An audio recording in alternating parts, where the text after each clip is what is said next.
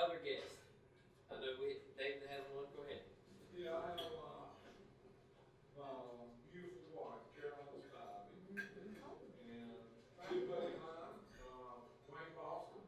Wayne is retired from Duke Energy, and known Wayne for a long time. He goes to church with me, and thought I'd give him an invite to Rotary, so we're glad to have him. So let's give him a hand.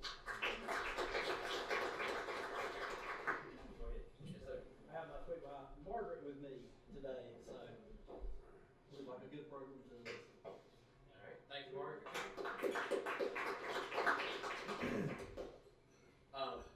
Announcements.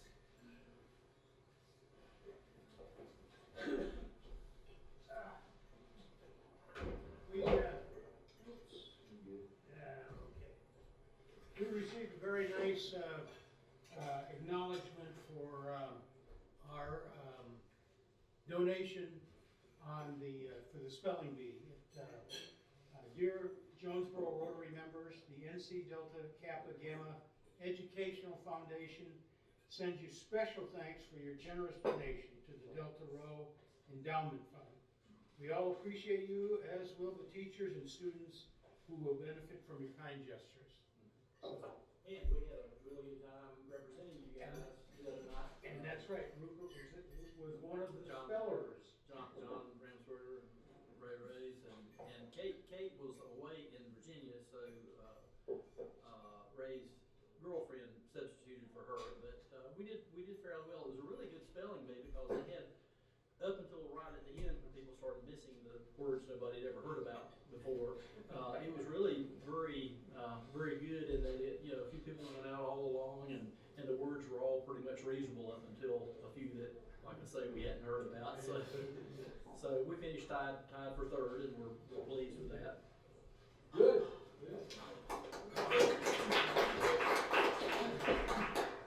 Better you than me when it comes to that. Other announcements. John's not here today. He is out of town. Brags.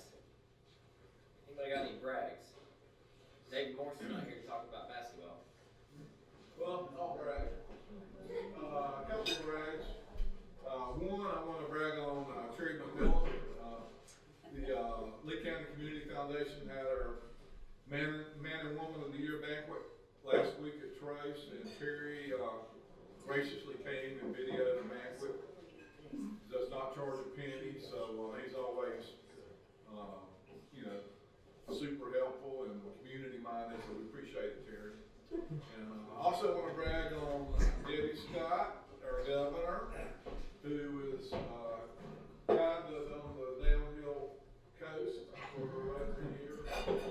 Finished up pets in Graceville last weekend, and so I guess district conference is the last big thing on the horizon. So you did a great job, Debbie. So let's give her Debbie's got one. Turn. So I've got a couple. Thanks for the lead-in on the district conference. We are working really hard. It's going to be in Charlotte, May 5th through the 7th. We've got an RLI in-person parts 1, 2, and 3 on Thursday, May 4th. So RLI is starting to get back in person.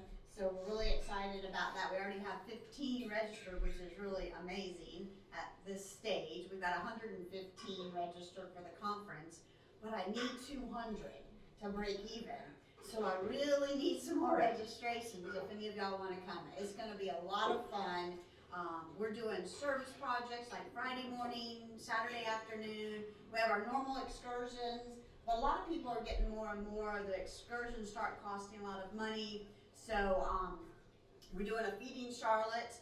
So if you've already registered, you can go back. We're getting that online, but if not, doing some meal packing, and then we're also going to be the diaper bank, which I didn't know what the diaper bank was until I had to learn and read up on it. We have one in Greensboro, but they have one in Charlotte, and so they kind of take like part of it, big packages of diapers, and then they put just a few like in a Ziploc bag, so that it goes farther for helping people. So I'm really excited about that. So we'll have those two things going on, and all the normal fun stuff, different information on what's going on with Rotary and all of that good stuff.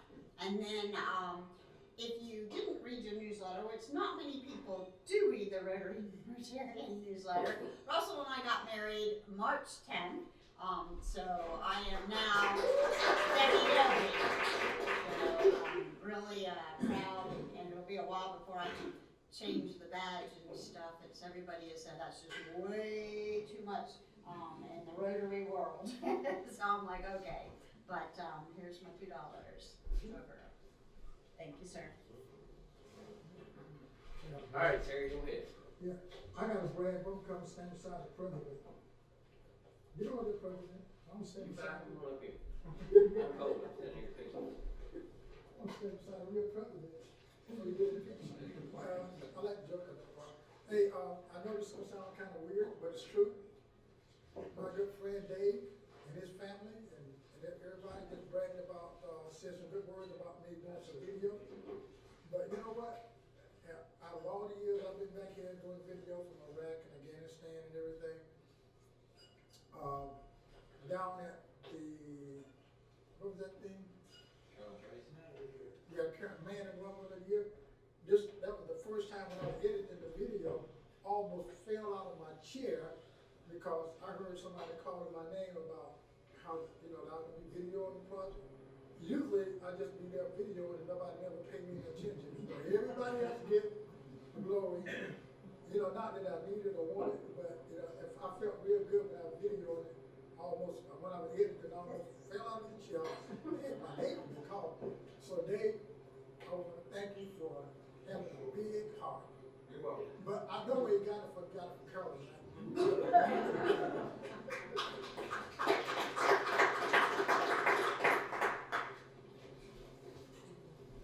Any other brags? Yes, sir. Son, after about 27 years in private practice here in town, and then 4.5 years as a hospitalist at CCH, and I just finished 10 years as a hospitalist down in Moore, and as of this week, I'm retired. I'm not teaching folks at the at cardiac rehab because I'm still going to supervise with that 3 or 4 times a month. But other than that, my schedule is better than it has been in a long while. So. Well, don't tell it today because we need a president. I already saw his email and ignored it. So. Other brags. Yes, sir. This is kind of juvenile compared to what y'all are bragging about, so congratulations on retirement and getting married, but let's go Hurricanes! All right. Hockey. They're in the playoffs, right? Yes. Is that, you talking about Miami Hurricanes or Carolina? Yeah. The Carolina.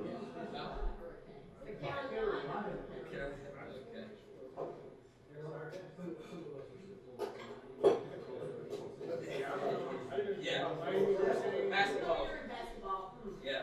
I was where it's at with ice. That's right. I'll invite our program to come up. Mark, if you'll come up and kind of, David's over. Thank you, sir. Everybody want to introduce, most of you already know Mark and Elizabeth Serene from Siler City. I've known them for many years through Siler City Rotary. They have both served as president of Siler City Rotary at different times, multiple times. And they've been involved at the district level quite a few times, quite a few positions and things like that. Mark is a retired doctor, medical practice, and Elizabeth is a retired nurse. I don't know if I've asked, did y'all ever work together? Okay. I actually take orders from him when we're in the doctor You take orders relationship. But anyway, Clarification. they're great people. But since they retired, they really love photography, bird watching. They have traveled all over the place in retirement. And I follow them on Facebook and see magnificent pictures of all these exotic birds and everything. So anyway, their program today looks like it's going to be about Antarctica. And I didn't realize y'all had taken a trip. But amazing. So anyway, let's welcome Mark and Elizabeth.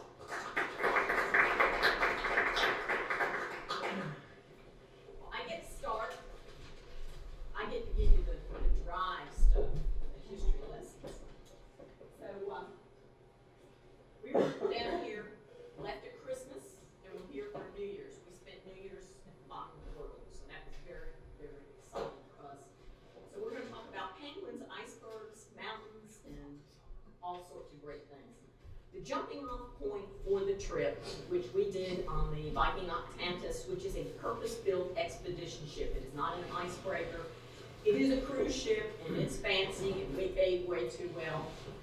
But it's smaller. It's not this $5,000 floating city that 5,000 person floating city that most of these places are. Mine is 387 passengers, so it's fairly small. It has an excellent stabilization system for those of you who might have a little motion sickness. But this is the bottom of the world. This is Ushuaia in Argentina, so where the port is located, and this is where we flew down to and took off from. And that is the Viking Octantis down in Antarctica. As you can see, it's fairly small. They launch the boats from back here, makes it easier. All right, it's approximately 900 miles. Let's see if I can make this work. Oh, okay. It's supposed to be charged. Anyway, we started out up there at the bottom of technical difficulties. Alright, it's not gonna show up. Don't worry about it. We started out here, Cape Horn. This is where Ushuaia is. And we went down to what they call, this is the peninsula, the Antarctic Peninsula. This little place here called Horseshoe Island is over 900 miles. It's about 2 days. We ran in front of an incredible storm. We were lucky to get out of port and down there when we did. It's the size of Antarctica. It's hard for people to understand the size of this continent. It's 5,500,000 square miles. 5,500,000, thank you, square miles. He's going to edit all my mistakes out. He's already promised me that. So it's 1.5 times the United States. The United States, the continental United States, will fit in here with lots of room around it. So this is a huge continent. It's really hard when people think about it, they don't realize the size of how large this is. Antarctica is primarily a desert. They get an average of 2 to 6 inches of precipitation a year. All that snow you see on all those specials is just ice crystals being blown by that ferocious wind that they have. It comes down off the plateau. But the snow that they do get stays there. It doesn't melt, it stays there. So that's why over time then it compresses. So you get 2 to 6 inches of snow, and over the years it compresses to ice, and that's when you get this ice crust that's miles deep here. The average temperature is minus 56. That's the average temperature.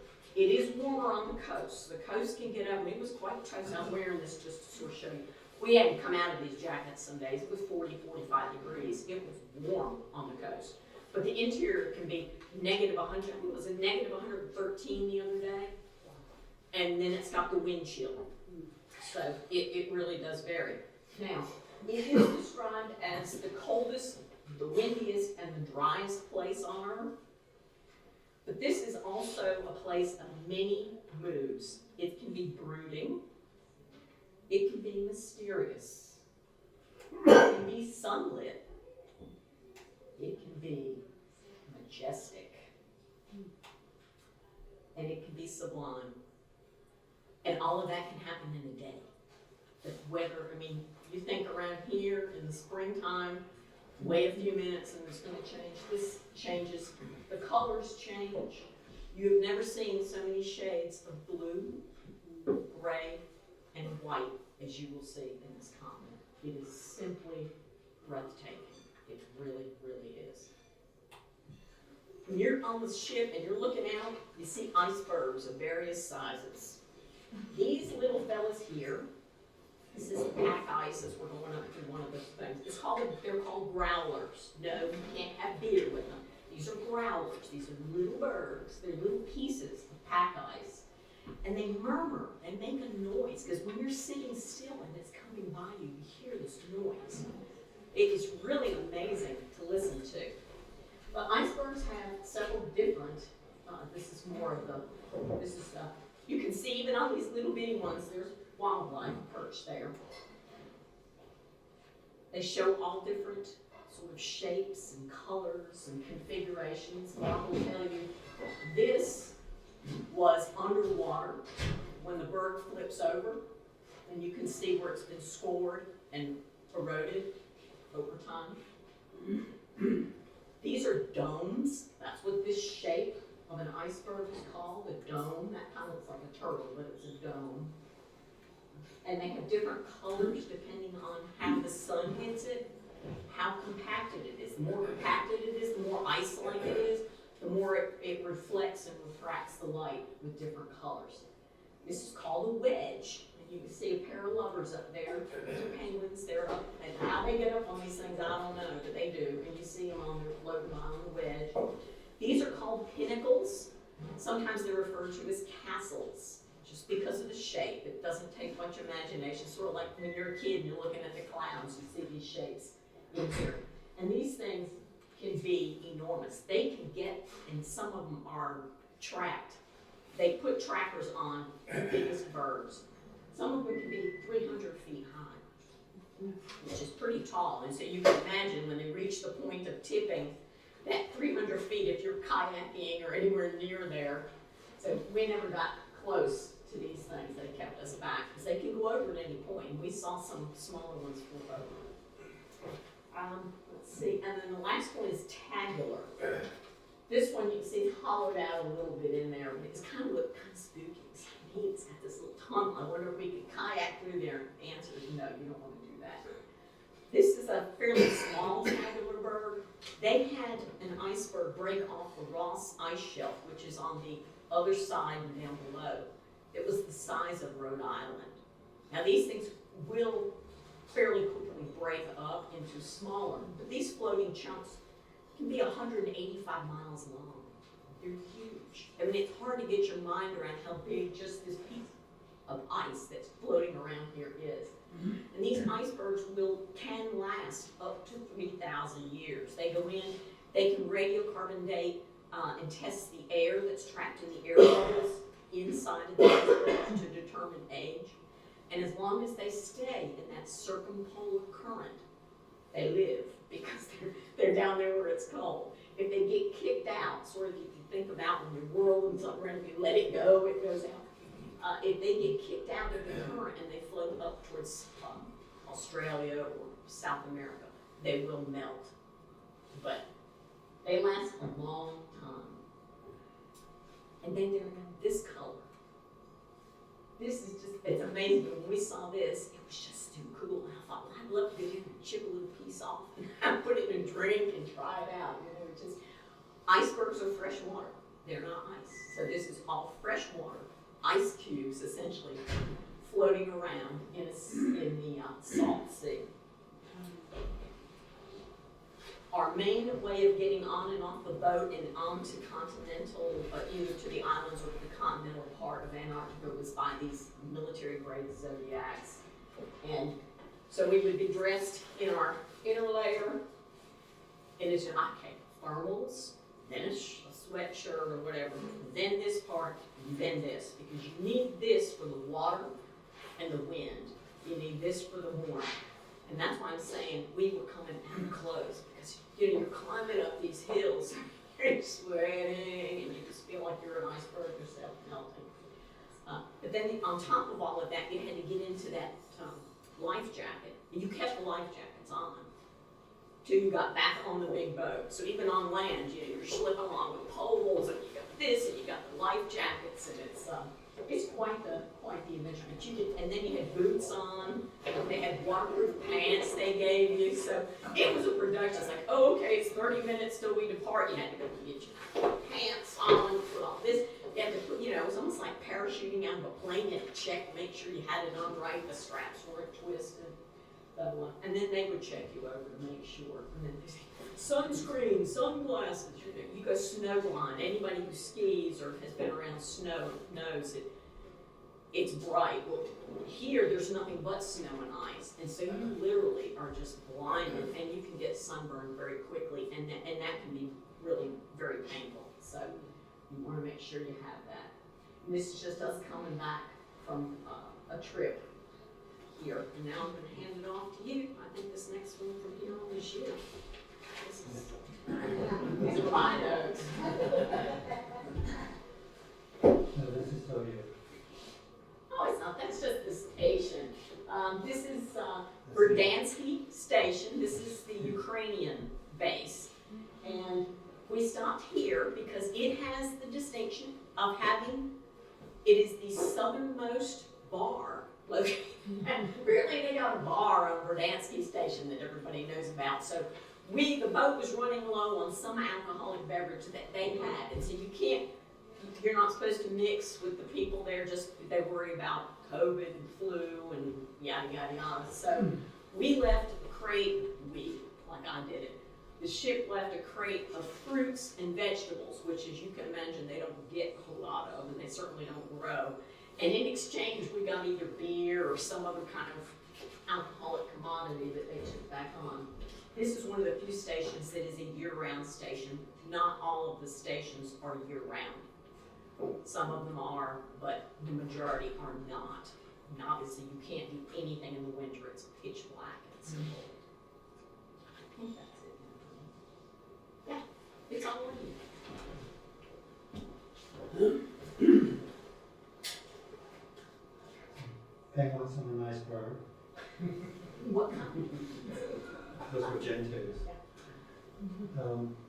This is an average landing day. We usually put out a path that you could follow safely. They would check for crevasses, make sure that no one's going to fall to their deaths. Going up the hill was quite a chore. You sunk up to your knees in the snow.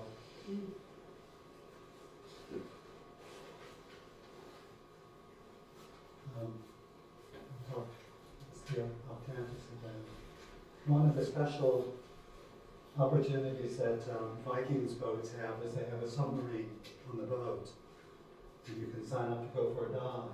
This is the submarine. They take out the submarine in the Zodiac. There are two criteria that you have to meet to get on the submarine. First, anyone who has the least bit of claustrophobia, they tell you don't do this, and we'll see why. And second, if you have any mobility problems, you can't do this. You have to transfer it from the Zodiac onto the submarine and climb down a narrow stairway.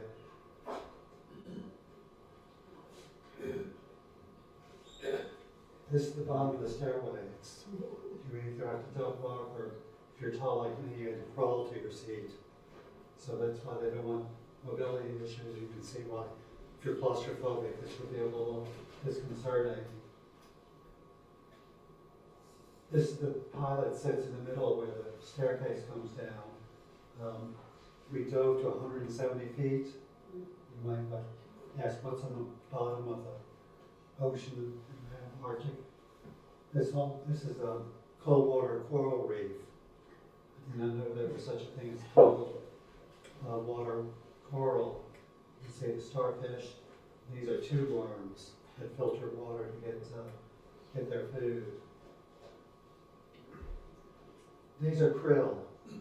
Krill are the reason that all the animals go to the Antarctic to feed. Whales, like humpback whales, have to eat a ton of krill a day to gain weight to make it through the summer. So whales, for instance, come down to the Antarctica during the Antarctic summer to replenish their bodies. And to do that, they have to eat a ton of krill a day. So krill is what everyone in the Antarctic eats. The penguins, the birds, the fish, everything eats krill.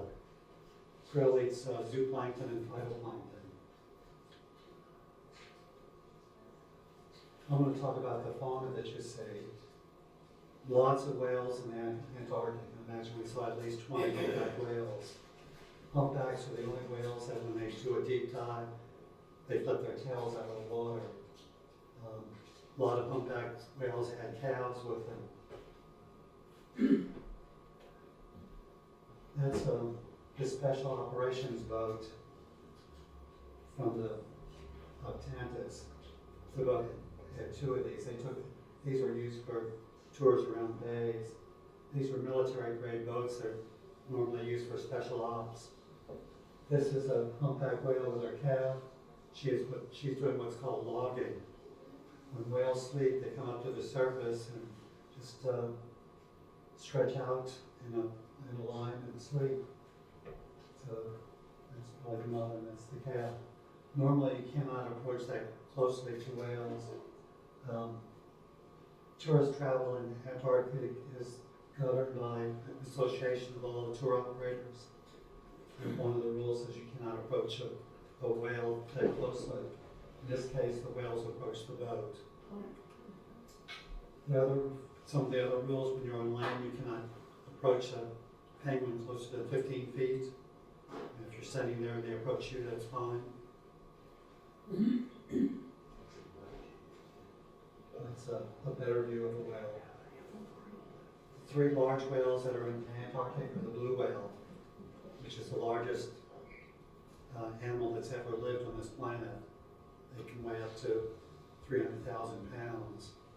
Fin whales, which are almost as big, and humpbacks. Humpbacks have done really well since whaling has been restricted.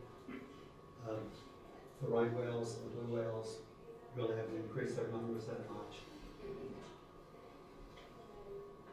And of course you see seals. The only seals that look nice are Weddell seals. They also have leopard seals. Leopard seals are hunt penguins for a living. We do not see any of them. They're there.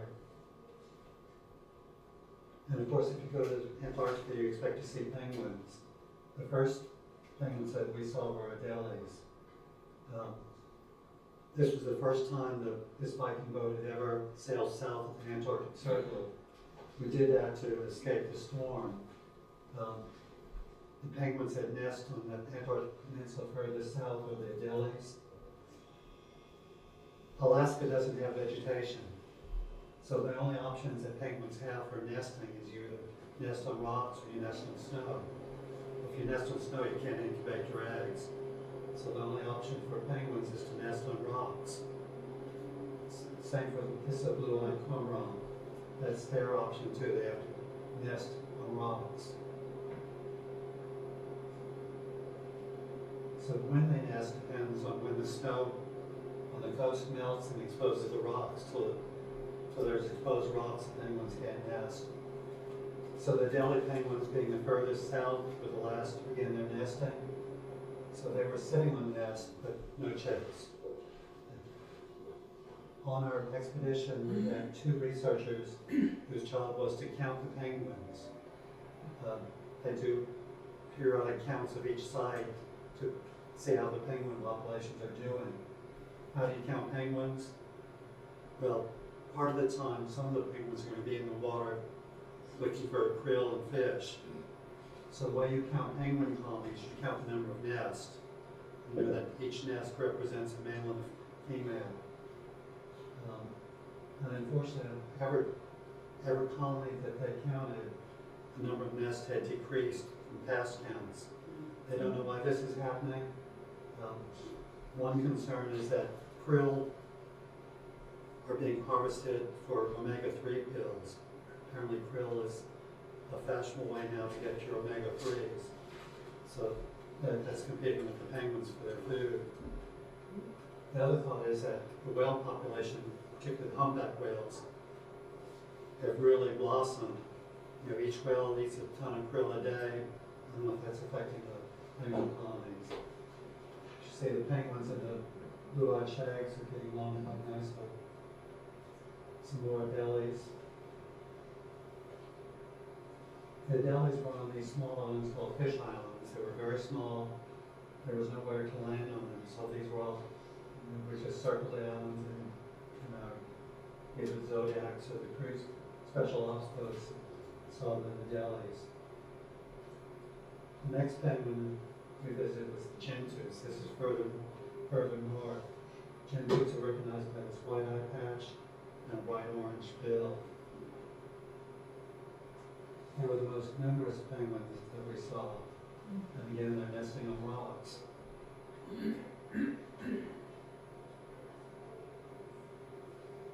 It's hard not to like penguins. These guys were on an iceberg. And in the water, they are very fast swimmers. And they even do the backstroke.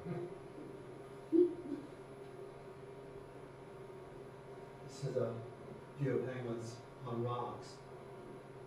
The prime nesting sites are near the water. You don't have to go as far to go feeding every day. This is a little further up. But when all the sites near the water were occupied, penguins have to climb. We were on the ship when I took this picture and I saw this trail going to the mountain. I said, what on earth has made this trail? People from another boat go up this mountain. Well, when I enlarged the picture, it's penguins going up to their nesting sites. While they're sitting on an egg, it's not so bad because each day the male and the female only have to go down the mountain and back up one time to feed. But when the eggs hatch, you have to feed the chicks constantly. They have to grow very quickly to be ready to leave before the Antarctic winter arrives. So can you imagine these small birds climbing this mountain 4 or 5 times a day each? No, I can't. They're tough little birds. Our third penguin that we encountered was on our way back. We stopped at the South Shetland Islands.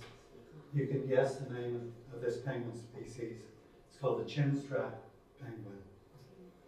And they were the furthest penguins north, so they had been nesting longest, and they had chicks. I think these were my favorite penguins. You can see that they have nice little claws for climbing snow.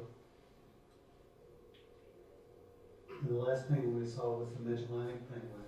We only saw these in the water.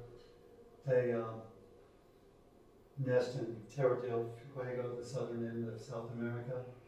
So this is as we're approaching back to Tierra del Fuego. You know, as mentioned, I love bird photography. I had probably 20 targets of birds from the Antarctic I wanted to photograph, and I managed to photograph most of them. These are all pelagic birds that we're going to go through first. Pelagic birds are birds that spend pretty much their entire life at sea. They only come to land every 1 to 2 years to nest. The rest of the time, they're in open water. The map that Elizabeth showed you showed that there was open water that surrounds Antarctica. There's a circum-Antarctic wind that blows constantly. So some of these birds get into this wind stream and they circle the globe maybe a couple times a year with very little effort. Once they're up in the air, they don't have to flap, they just glide. So to tell you how big this bird is, let me get my cheat sheet. Better get your notes. This is the slender-billed lion. Its wingspan is 22 inches. The next bird is the Antarctic lion. All the lions have this elongated M shape on the back, so they're easy to identify. The Antarctic lion has a wingspan of 26 inches. This is the Cape petrel. He's probably the most common petrel that we saw. They have a wingspan of 3 feet, 36 inches. The word petrel comes from a word that meant Peter. So petrels are named after the apostle who walked on water. The next bird, southern fulmar, has a wingspan of 4 feet.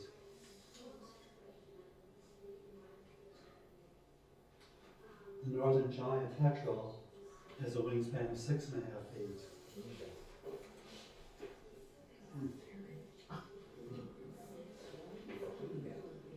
The gray-headed albatross has a wingspan of 7 feet. The black-browed albatross, you can see the black brow, has a wingspan of 8 feet.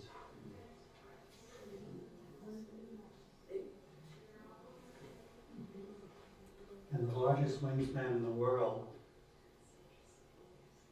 is the royal albatross and the wandering albatross. Wingspan is 10.5 feet.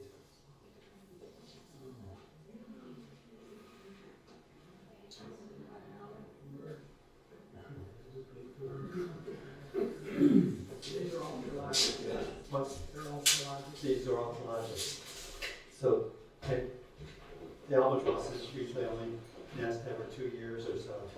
So for 2 years they're out at sea. Now the other birds that we saw, very common bird is the South Polar skua. They're omnivores, like all the birds there. They eat krill, they eat fish.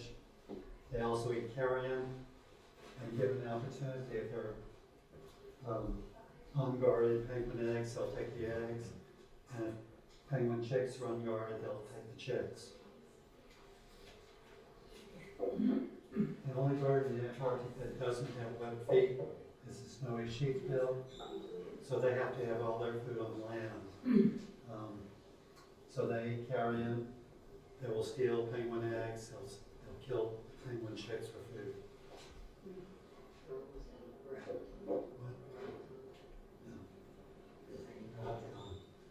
Blue-eyed shags, imperial cormorant.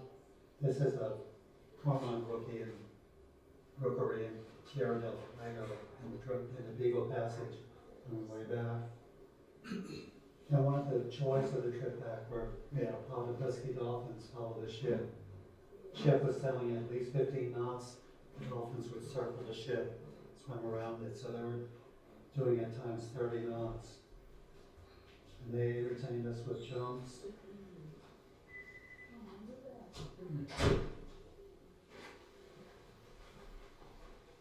And if you're a penguin or a seal, what you don't want to see in the Arctic is an orca. Because they will take penguins, they'll take seals, they'll even take whale calves. Any questions? You took all your pictures, you took all your pictures. I took all these pictures. The seal that you showed us in the beginning, how big was that? I mean, I didn't know if you were that close up, zoomed into it, or it was really that big. 5 feet long. 5 or 6.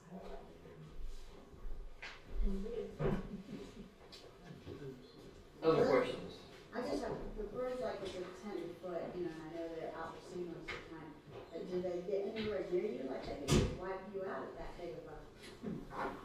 They would come back behind the boat because we were going into the wind, and the wind gives them lift, and they would come right up to the back as we were standing on the back, and then they whoosh to the side, and they would go around, and they were just, yeah, they're not aggressive, not like a mockingbird or something to attack you, no.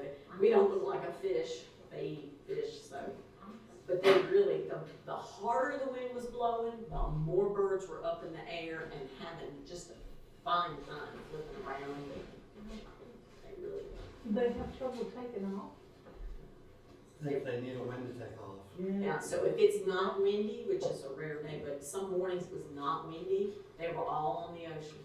But as soon as the wind came up, they have to run on the water and flap those, and they take a lot of energy to land, so that's why they spend most of their time up there, so unless they're going to go and feed.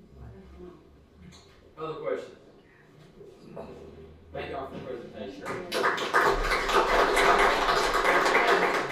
I think Mr. Miller would request y'all's presence in the back. We need to draw 2 tickets out for our drawing today, so if each of you draw one, I appreciate it. We got our names written. That's fine. We have Mark has been a participant and supports Pots of Gold, and in fact was a winner this Overwinkler drawing. So I won't draw mine. Draw mine. okay, we're going to draw 2, sir. One, we're going to put it back.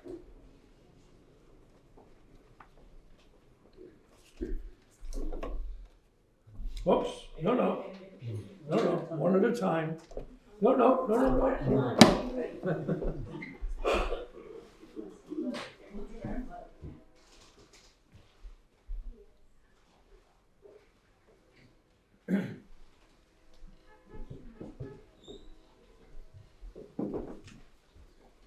That was my niece, and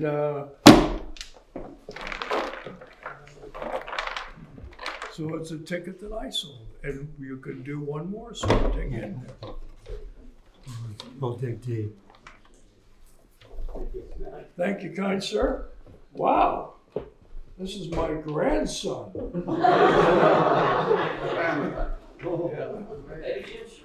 Mark, can you come back next time and draw again, please? Wow. The Miller family's really happy that Mark came by today. But thank you all for your support for Pots of Gold.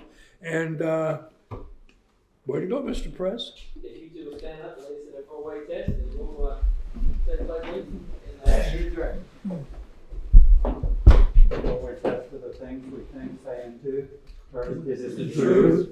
Is it fair to all concerned? Will it build goodwill and better friendships? Will it be beneficial to all concerned? I pledge allegiance to the flag of the United States of America and to the republic for which it stands, one nation, under God, indivisible, with liberty and justice for all. Thank y'all.